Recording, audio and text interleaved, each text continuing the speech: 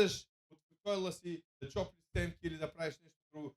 Това е малко, ниско мнение за Бога. Бог е, аз знам какво се случва, аз знам какво, какви песни ще подберат в хвалението. Януари е, бе, 2 градуса. Къде да ходим?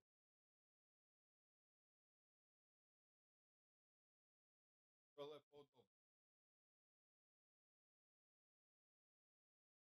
И също истории от букета станаха твърде откровени, твърде загубваш вярата, загубваш възхитата си в Бога. Това е опасно място. Защото когато възхищението от Бога избледне, мнението ни за Бога намалява, то се свива. Бог ни обича, Бог те обича, Бог не обича. Той не е удовлетворен от всичко в живота. Това е място, където рационализираш греха, където обясняваш вместо да се покаиваш, където омалуважаваш вместо да се възхищаваш.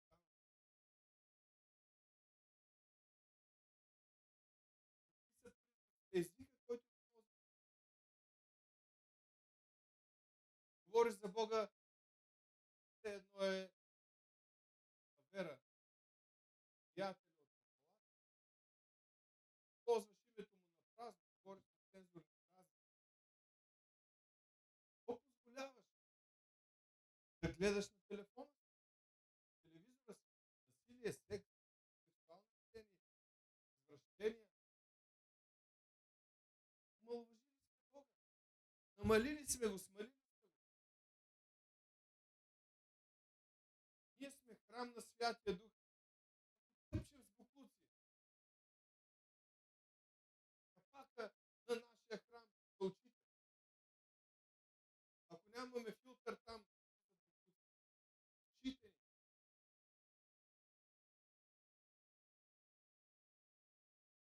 Как?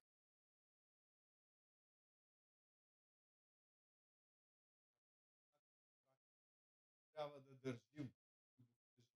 Трябва да държим възхищението живо. Трябва още повече в взаимоотношението с Бога. Трябва да се стараем. Трябва да си припомняме. Трябва да не забравяме какво си имаме работа. Или по-скоро, кой си има работа. Нашия Бог е огън по вятъра. Нашия Бог ревнува до завист за духа, който е положен. Нашия Бог има остър меч. Неговото слово е това, което ни променя, това, което ни очиства. Аз съм лозата, вие сте пръчките, отец ми е земеделеца. Всяка пръчка в мене, която не дава плод, отрязва се. Бог е този, който ни прочиства. Бог е, който ни променя. Божието Слово е това, което ни дава това, този Филипяни, 2 глава. С това завършвам. Моля да го сложите в Филипяни 2:12-13. Апостол Павел, човек, който знаеше какво е да се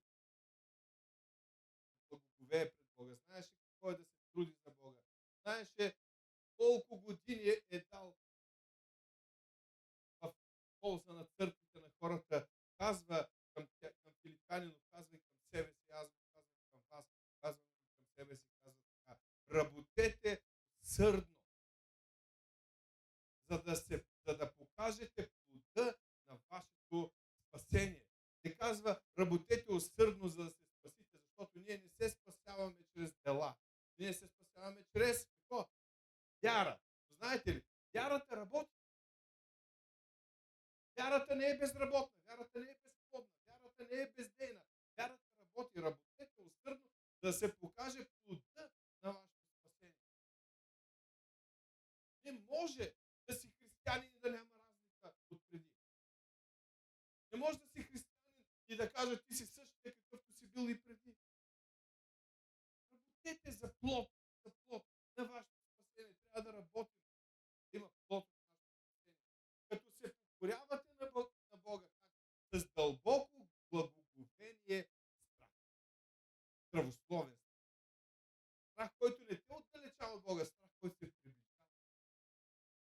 Страх, който не те кара панически да си в ужас, а страх, който те кара да благоговееш.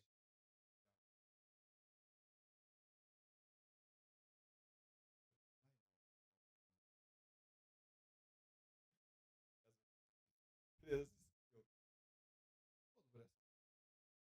И така, работете.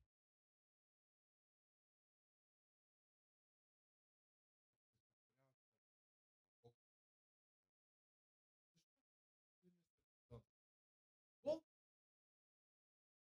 който действа в вас,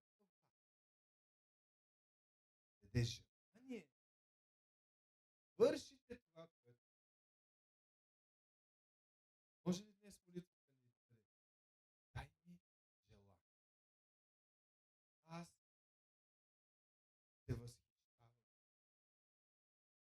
отвращавам се и ужасявам се от всичко, което правя, което те смалява, което те омалуважава, което те прави обикновен, което в моя живот те прави поредния избор, поредния инструмент.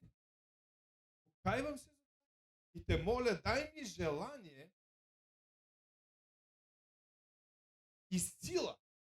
Желание какво да направя. И сила как да го направя. Желанието е какво да промениш. Силата е как да го направиш. Сила да извършите, да вършите, не просто да извършите, да вършите това, което е угодно.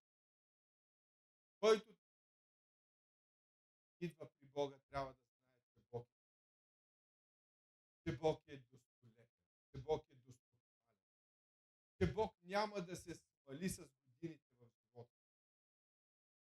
В вечността серафимите, славните същества, не намаляват благоговението пред Бога, не намаляват възхищението от Неговата личност. Ако славните същества казват свят, свят, свят е Господ. О, Господи, яви ни се. Дай ни този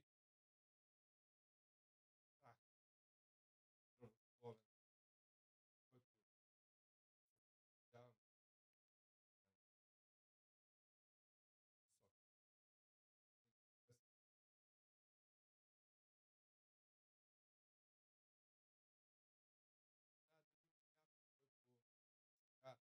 Исус като Господ. Гледайки да вярвам. Но има ли някой, който сега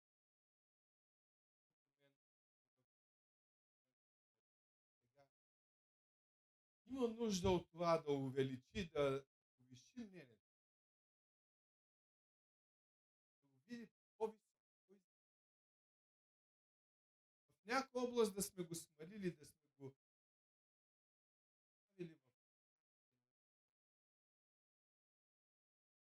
в Божия духовник казва. Бог е, който да желая, да има сила,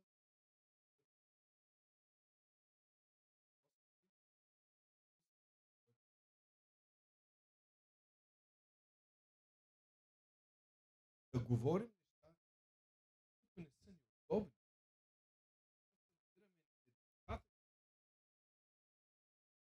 Да насочваш мислите ни и желанието ни да се покаиваме, да се променяме пред стандарта, който виждаме в Твоето Слово, пред здравословната картина, която Ти ни показваш, да бъдеш Ти издигнат в правилния начин в живота ни, чрез живота.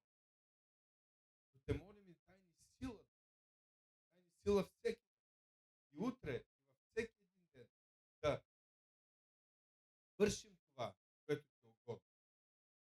Не, че това ще ни спаси, слава Богу, не. Но това е плода на нашето спасение. Това е плода на вярата, която изповядваме. Това е плода на повярването ни в Тебе. това, че ти си ни новородил, ти си ни изпълнил с духа си, ти си ни изпълнил с силата.